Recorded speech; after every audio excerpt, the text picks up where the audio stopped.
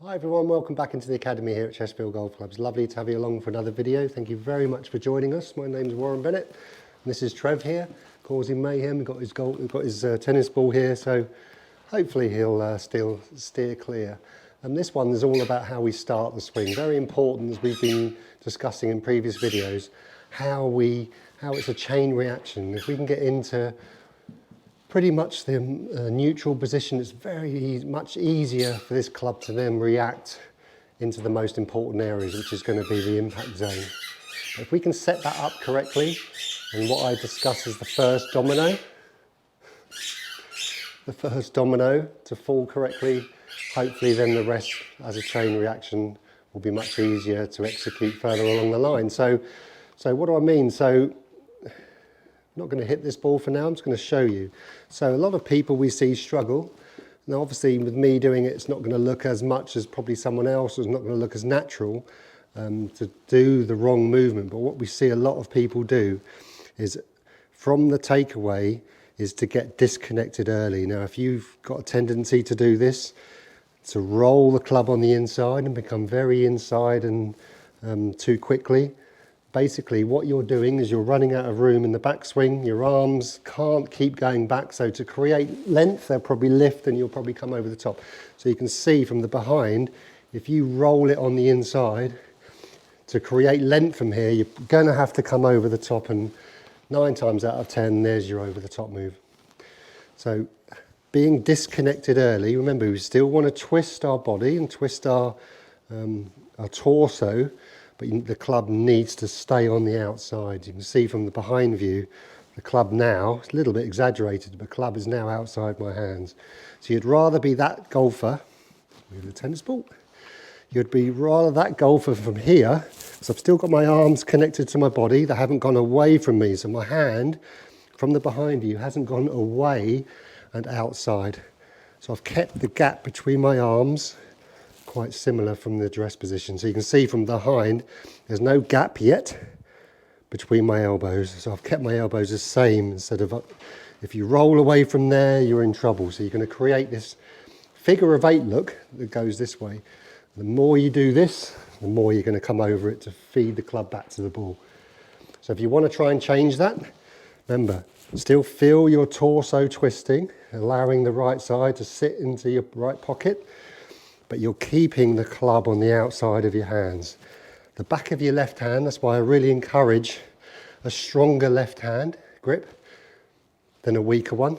Because if you have too weak a left hand, the club and your left hand wants to bow. And if you get a bowed left wrist, you can't help but bring the club inside. So there is a lot of talk recently to have a bowed left wrist at the top, which I get, and it allows the club to drop a little bit more from the inside, just but be very careful, because what I love to have connection, and then from here, no connection. So what do I mean by that? If I just grab a head cover and show you. So I've got the head cover under my left armpit. Now I've said in the past that I don't like the head cover under the drill or the towel under your armpit drill. But what I'm going to show you is the opposite to that. So from about here, you can still see the left, and so you should have the head cover under your armpit, under your left bicep. But from here, it should now drop away. I had to kind of give it a little reminder there. You won't have to put it under so much. Right, okay. So still twist, club outside my hands, then away. So you can see at the top of the backswing, my hands have come away from that line, which gives them room for somewhere to go on the downswing.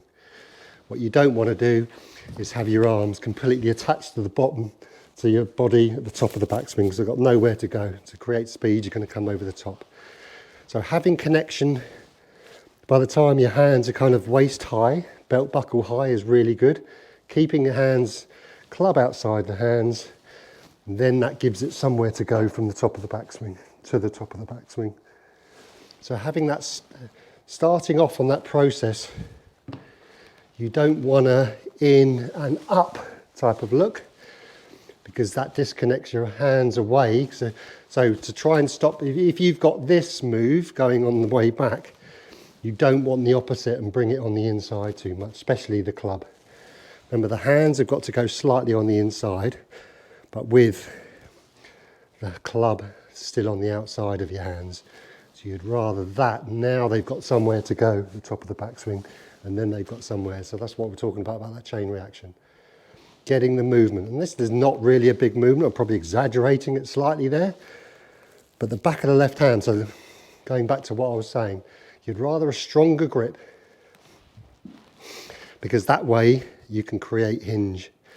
And that's basically what we're doing on the backswing.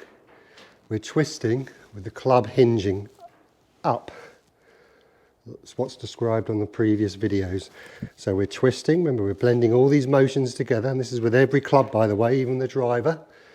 So we're twisting and we're hinging the club.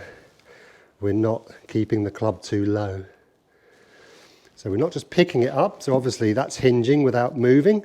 So we're moving our arms back, hands go straight, even slightly on the inside, and the club feeds itself up. And then we have that type of look now, with the elbows nice and folded, hasn't gone back behind me, and the club's online. That gives us the proper position and gives us room for this club and arms more importantly, because remember, under speed, we want this right elbow to be dropping out in front of us.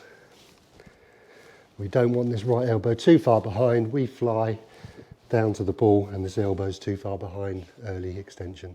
A lot of problems from there. We're looking for the opposite. So twist, feel the hinge. The back of the left hand is still looking down at the ball. We're not rolling it. We're not dragging everything on the inside. We're keeping everything as neutral as you can. So you can do little slow-mo exercises, just 100 of those a day. Nice 5 minutes. Remember to keep looking down at the ball and feel yourself doing it. Don't look at the club head while you're doing it.